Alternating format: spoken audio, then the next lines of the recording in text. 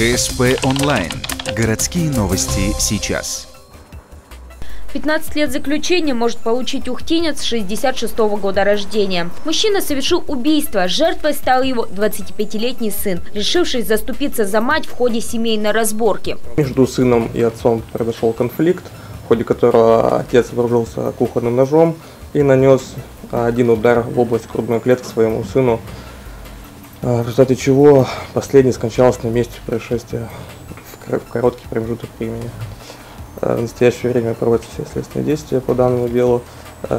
Подозреваемый задержан, так как сам обратился в правоохранительные органы с явкой с повинной. В настоящее время он задержан. Сегодня будет избрана мера пресечения увеличения по стражу.